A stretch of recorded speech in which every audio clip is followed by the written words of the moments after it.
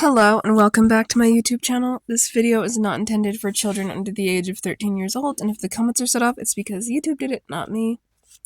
So the premise of the video today is going over all the My Little Pony FIM canon holiday specials that we saw.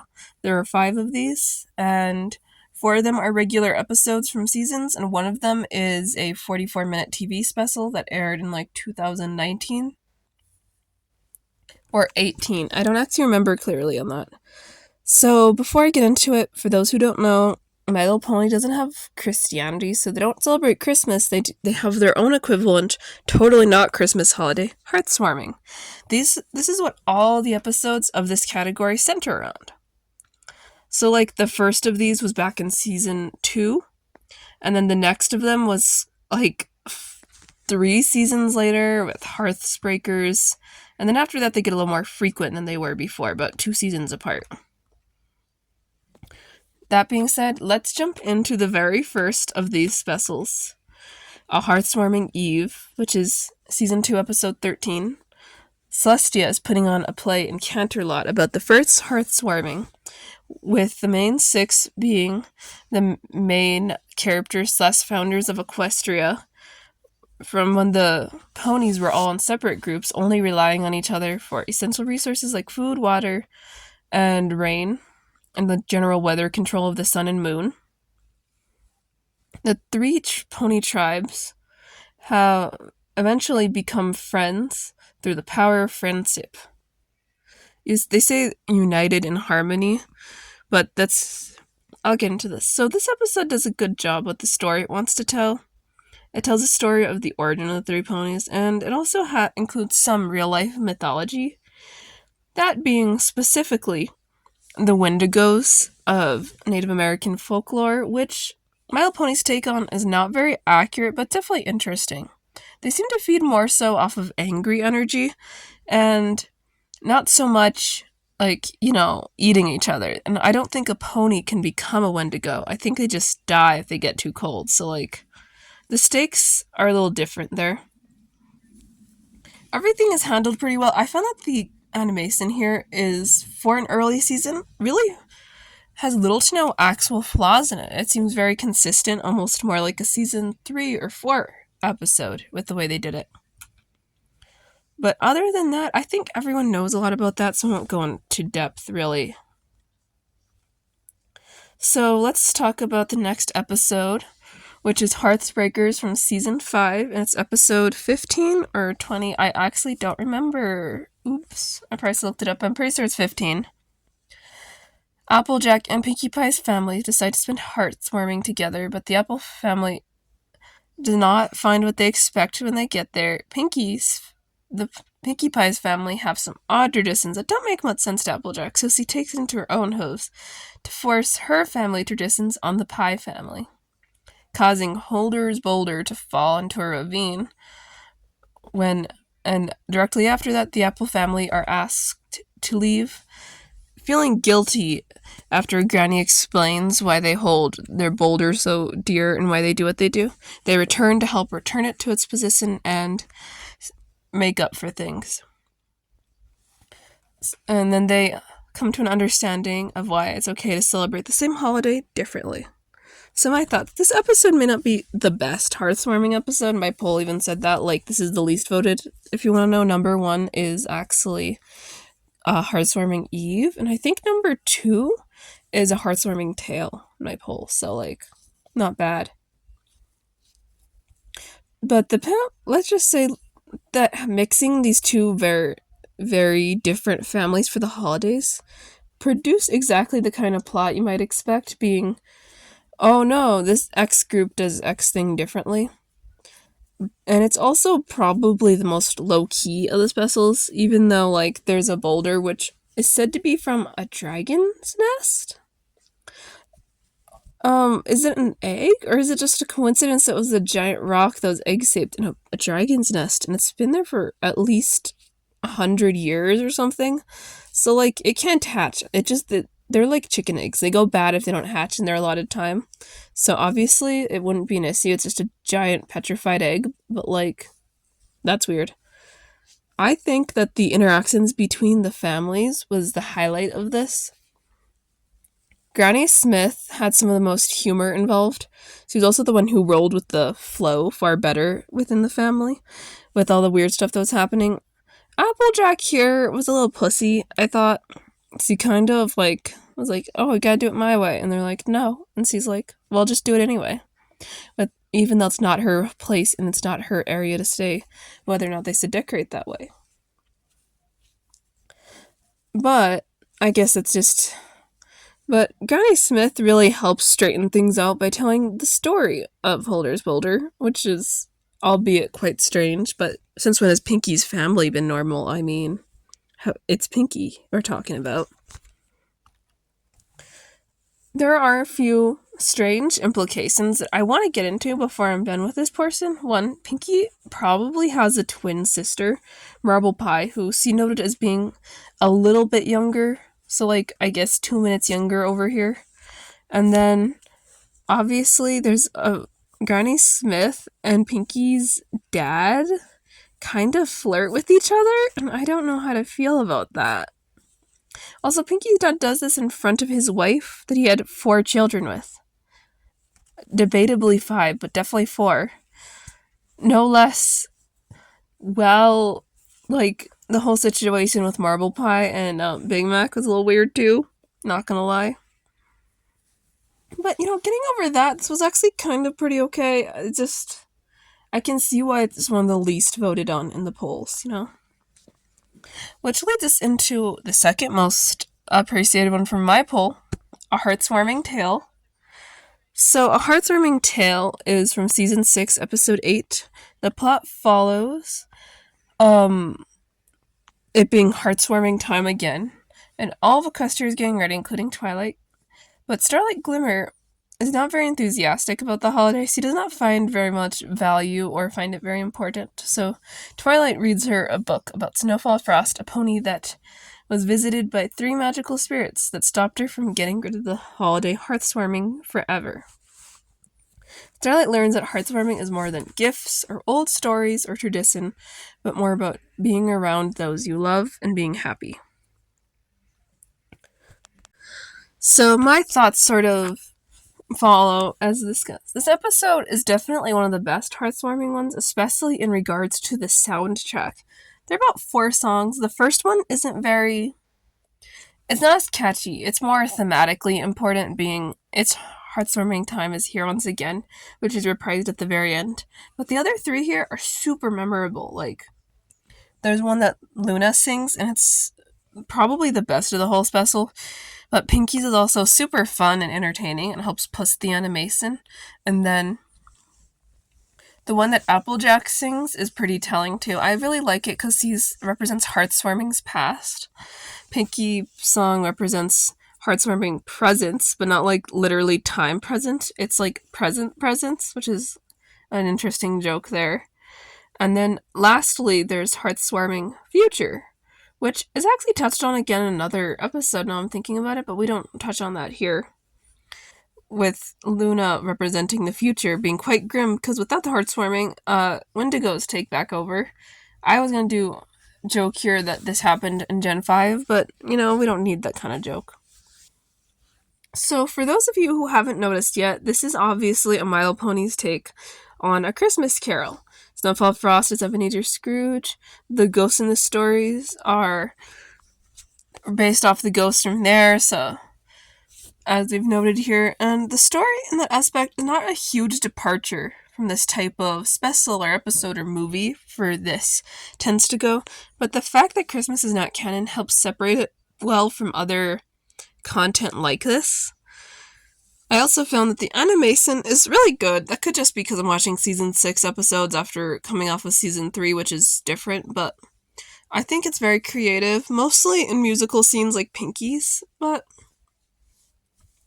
that's all I have to say. Let's move on to the next episode. Heartwarming Club. The School of Friendship is letting all the students go for their heartwarming break, and the student 6 are about to go home when when one of them is implicated in trashing the main room. So, while cleaning up all the glue and other stuff from it, They talk about traditions and get interviewed by Twilight and other members of the staff to figure out who did it. By the very end, they find out who did it and why. So this episode is probably the least popular of the My Little Pony Friendship is Magic Heartwarming episodes. Mainly because it has some very dumb things that sets plot into motion. Specifically, Twilight saying that all the student 6, of course segregating out 5 non-ponies, have to be the one who did it because they're in the dorms longest, and that they have to stay there over the entire break, which is dumb. Schools can't just keep students like that. That's not how that works. So, yeah, I get it. That's probably the worst part. That being said, there's still quite a few good things that were in this episode. I'd say specifically, learning more about other creatures' traditions and some other stuff helps a little bit with the world building aspects. And I really found the characterization of the Student 6 here pretty solid. Certainly a fun watch to some extent.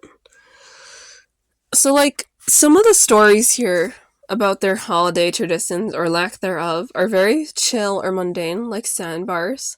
His Heartwarming doll almost falls into the fire, so he gets mad. And then to a lesser extent, Osalis has a pretty chill one, because she's a changeling, and her family and all the other changelings don't really understand the instructions correctly, because they take everything far too literally. They're like, put up the Heartwarming tree, yeah. Hoist it onto your ceiling, why not? Exchange presents, sit in a circle and toss around boxes for 3 hours. Do that, yeah. Which is really fun. I found that quite funny. How they did that. And then there's ones like Yona, the yak, who basically just smashes this thing and gets her hair braided, but it's really sweet the way they say it, so yeah. Silverstream and the Hippogriffs in general all celebrate the defeat of the Storm King, which is interesting because I didn't know that was a big deal, or that this happened around the time Heartwarming happened, so I guess it does. The movie happens around Heartwarming between seasons, so that's a weird thing. Or maybe I'm reading too deep into that. But it's just a celebration of their freedom, which is pretty sweet. And then there's the dragons, done by Smolder. And Cease basically says that they don't really celebrate so much. They just tell stories and laugh together as a group, which is fine. Like the stories he told about a dragon overthrowing the Dragon Lord because he was too nice to her. I guess no good deed goes unpunished is how this moral of the story is. And lastly, but certainly not least out of them, is the actual perpetrator of the crime. The actual perpetrator is, guess, Gallus the Griffin. I'm pretty sure that's his name, the Blue Griffin. He actually trashed the room because he wanted to stay at the school over the holidays because he doesn't actually have anywhere to be the whole time. He's just sad and alone, which is so sad. I found that so tragic for his character, but also Grandpa Gruff doesn't have biological kids and or grandkids. He's just called Grandpa because he's old. But we see a few other familiar faces with his story, and he mentions that he doesn't really have anywhere good to celebrate, so he'd rather be at the school with his friends all break instead of going home because at least he'll be warm and safe. And I don't know if they really properly address this by the end. They're like, oh, we're still there for you, we'll stay in contact, but what's the plan? I should hope that Twilight contacted Grandpa Gruff and be like, let the kid in the house for the holidays or something, but we may never know.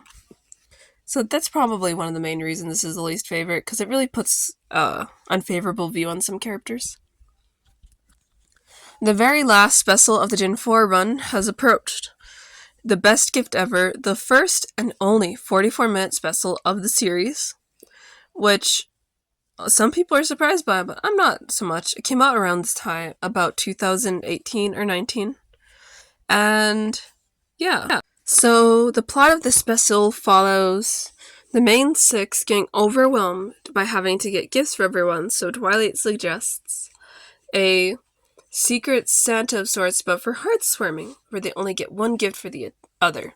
This has the unintended side effect of making the main six more stressed than they were to begin with.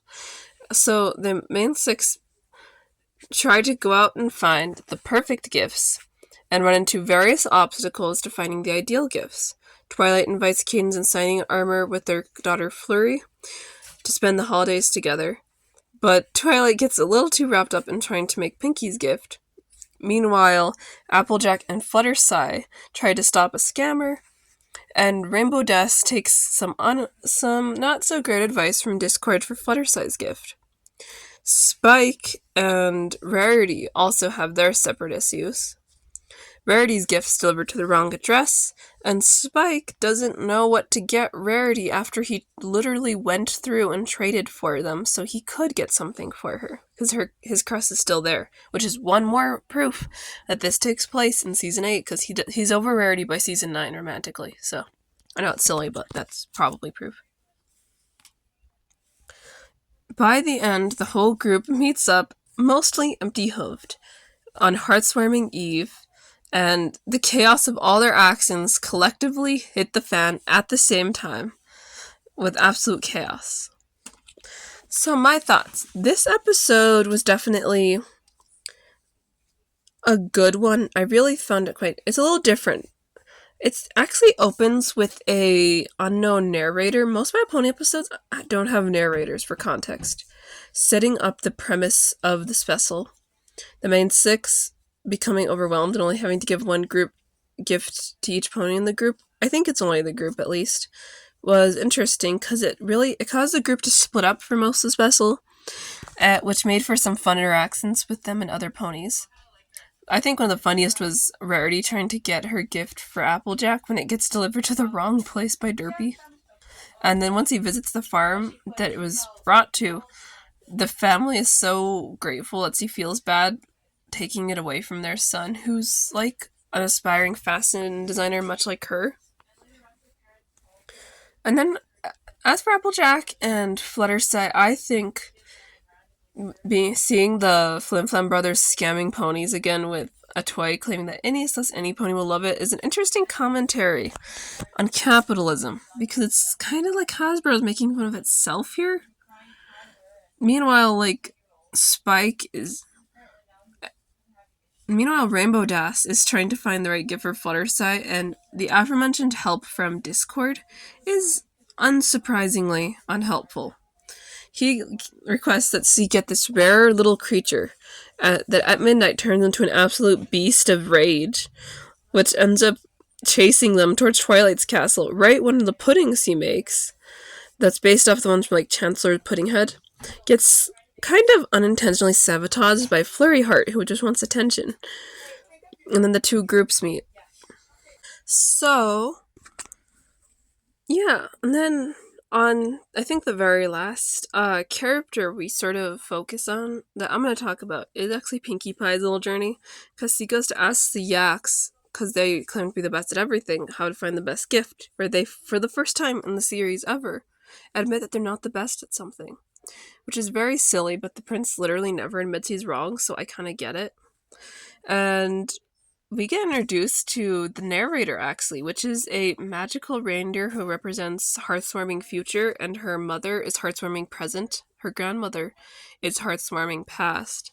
And they all are keenly aware of what's happening in the plot the whole time because of the narrator, reindeer.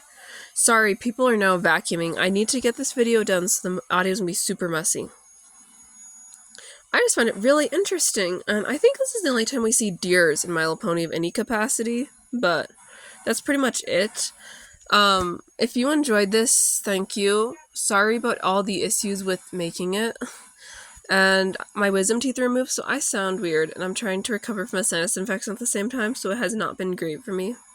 But I hope you had a better holiday season than most. Bye!